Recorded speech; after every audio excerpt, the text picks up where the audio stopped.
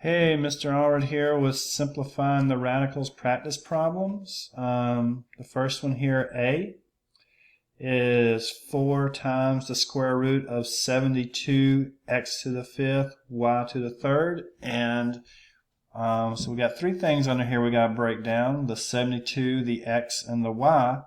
And remember, we do numbers and variables different, but the 72, I've already done the prime factorization here. I get 2 cubed and 3 squared.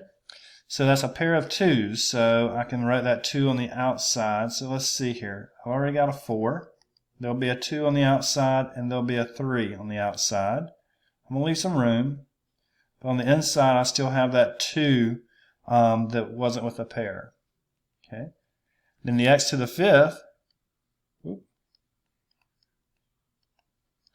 we're doing a square root, so 2 into 5 goes 2 times the remainder of 1, so 2 on the outside for the exponent and 1 on the inside for the exponent. So there'll be an x squared on the outside and an x under the radical. And then y cubed, 2 into 3 goes 1 time, the remainder of 1, so 1 on the outside and 1 on the inside. So we'll have a y on the outside and a y under the root. So cleaning this up, 4 times 2 times 3, that is 24. X squared y times the square root of 2xy. Okay. The second problem here, 3x squared times the square root of 50x cubed p to the 8. So we got to break down 50. 50 is 2 times 25, and 25 is 5 times 5.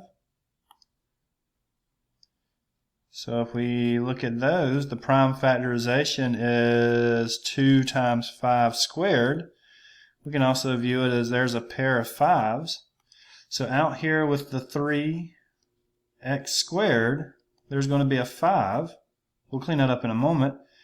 But that's going to leave a 2 under the root that we did not use. It did not have a match. The x cubed, square root, so 2 into 3, 1 time with 1 left over. 1 on the outside, 1 on the inside. So that means x out, x in. And then with the p to the 8, 2 for the square root into 8 goes 4 times with no remainder. So here, 4 on the outside and none on the inside. So we'll have p to the 4th on the outside here. So cleaning this up, 3x cubed, I forgot about the 5. I was trying to be neat there. So I have 15x to the 3rd, p to the 4th. And under it, 2x. Now there's one thing I forgot to mention in here, and I'm going to have to go back and put it in, and I apologize.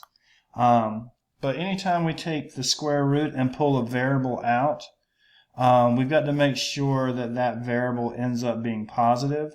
So we can put absolute value bars around variables when we pull them out of square roots. We don't do that with cube roots.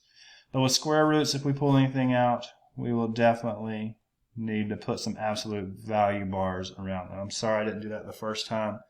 But we know that the square root has to be a positive number, and since we're not really declaring what x or y is in the beginning, when we pull it out, we have to have a positive part. So if there is a negative part to it, it would stay inside the root, and we'll figure out how to deal with that later.